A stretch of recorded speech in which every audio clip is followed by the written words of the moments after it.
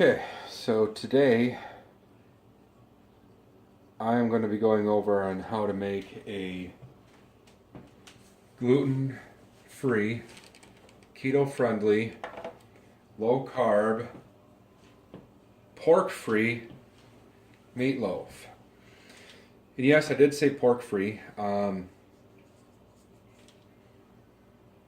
am I doing the pork-free for? Well, I've got some friends who don't eat pork, or let me rephrase that. They don't eat commercially raised pork. If they were to go out and hunt for wild boar or wild pigs, they would eat it then. They just don't believe in the way that pigs are treated commercially, so they choose not to eat pork products unless it was taken from the wild. Then they'll eat it. I'm sure that if they knew the farmer also and they knew how they were raised, that would also change. They would also probably eat pork then, but they just don't eat the commercially raised stuff due to personal choice, which I'm fine with. If somebody doesn't want to eat pork because they don't want to, that's their choice. It's not hurting me anyway, and it just means more bacon for me.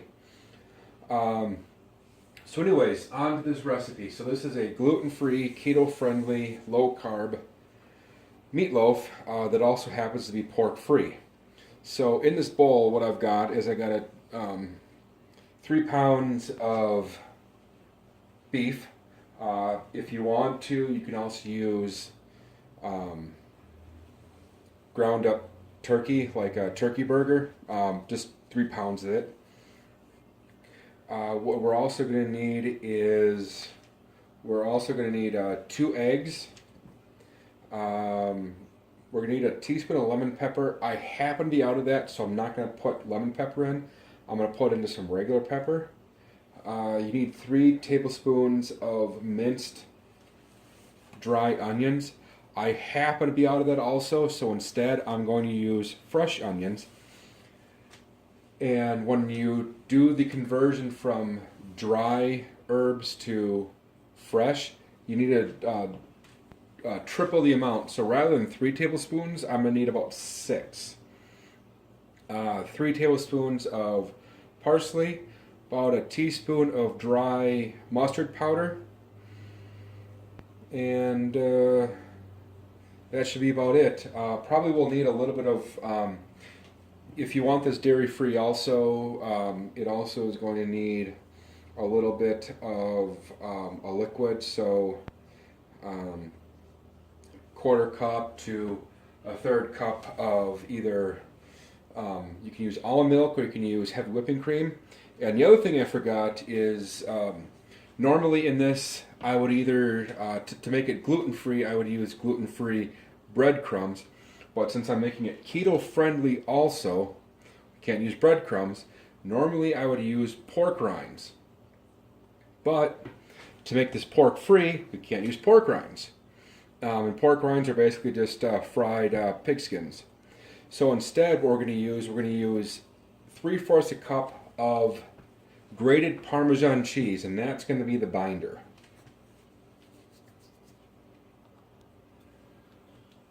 Okay, so in here I've got the beef, and to change up the flavors a little bit, I'm going to use a little bit of grated Parmesan and a little bit of grated Romano, just to change up the flavor profile a little bit.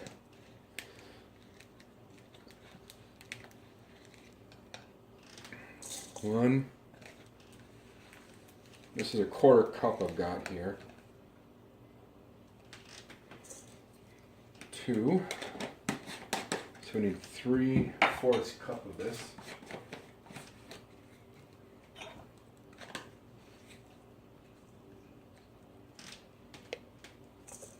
3. Add a little bit of a different flavor to it, since we are using cheese as a binding agent. So let's add in, as always, my farm fresh eggs. 2 farm fresh eggs. And try not to get the shells inside of there. There's 1. There's 2.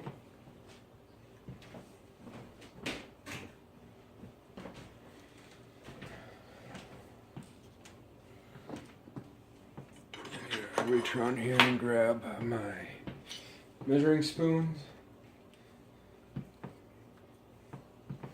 Okay, a teaspoon of my rubbed sage. If you use McCormick's, that is gluten-free. I happen to be using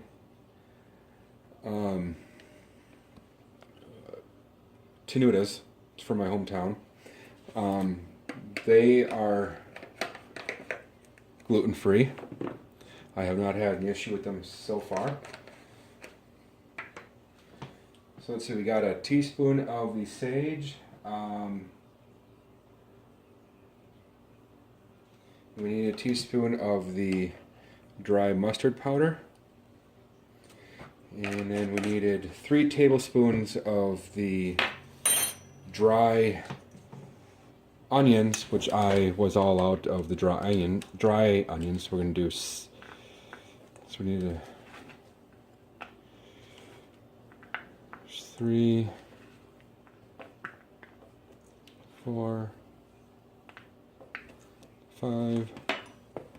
We'll call it good at about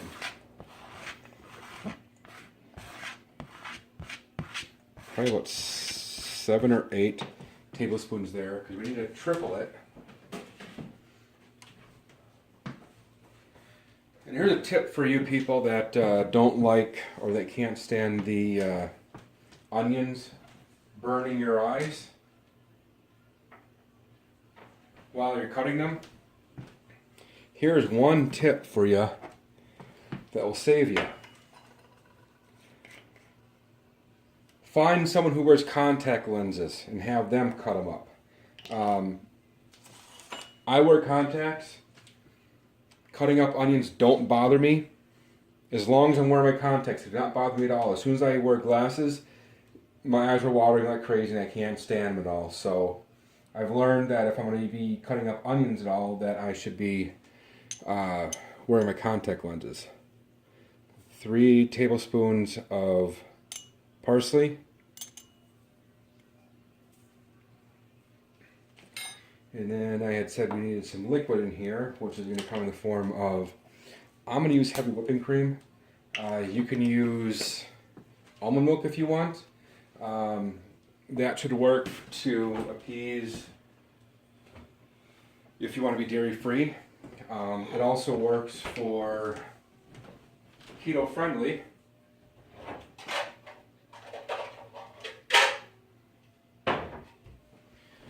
But you can't use regular milk if you wanted to be keto friendly. You can't use regular milk because there's too many carbs in there. So that's why I'm going to use the heavy whipping cream, and it's about a 1/4 cup to a 1/3 cup. And then a 1/4 cup there. And you want your oven preheated if you want to let the flavors kind of sit in your fridge overnight or sit for a few hours before you make them. To kind of let the flavors meld together nicely, you certainly can. Otherwise, as soon as you make this, just put it in the oven. Preheat your oven to 350 degrees. And you are going to cook this for, I think the last time when I was making that with the bacon wrapped, it was about an hour and a half. So I would go for a good 90 minutes to start with, and then see how it is from there. Let's get this stuff out of the way so I can get my handheld mixer in here to mix everything up. And mix on low.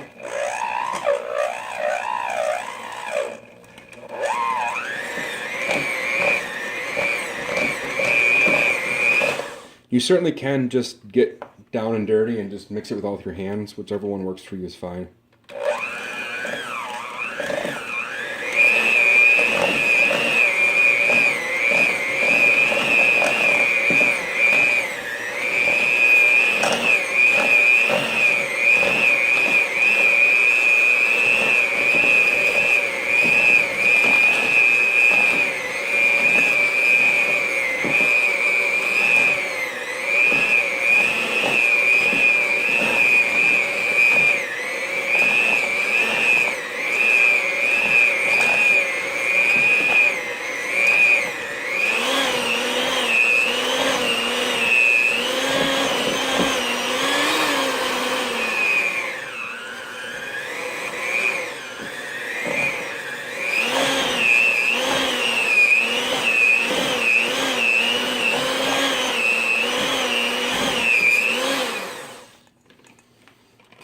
So there, that's all mixed up.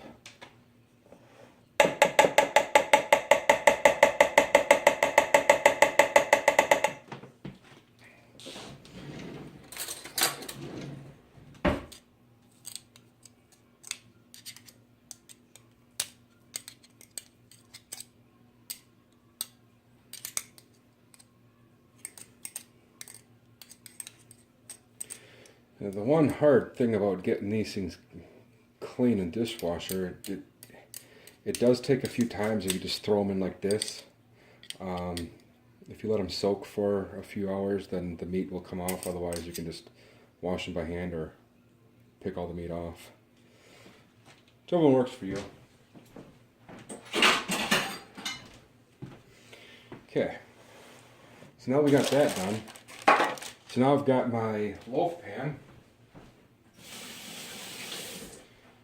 Normally I would just grease it and then put the meatloaf inside there, call it done. But after doing the bacon wrapped meatloaf that I've done before, it definitely works much better to put parchment paper inside here. By adding the parchment paper, it pulls out really easily, and it's easier to collect the grease and let everything kind of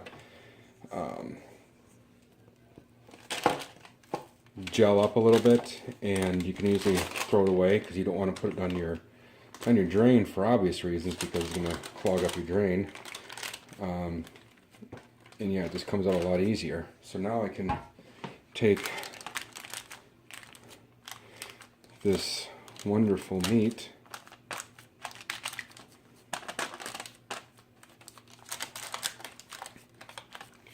shape it,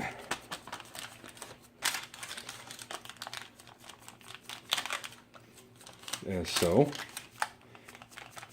If you want to add cheese to this, there are some people who will add cheese to it.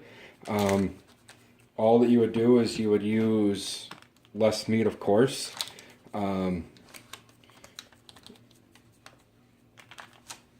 Scoop out the middle of the meatloaf, put some cheese inside there, and then put the meatloaf back. Put the meat back on top. You can use 3 pounds and add like a cup or 2 of cheese. Otherwise, you can use just 2 pounds of meat and add like 16 ounces of cheese in the middle to make like a stuffed meatloaf. That works too. So now all I have to do is just put it in the oven and bake it for 90 minutes until it comes out of the oven when it's about 180 or so degrees, 180, 190. Bake at 350 for 90 minutes. If it isn't up to temperature, just put it back in there for an extra 10 minutes or so, and keep doing that every once in a while.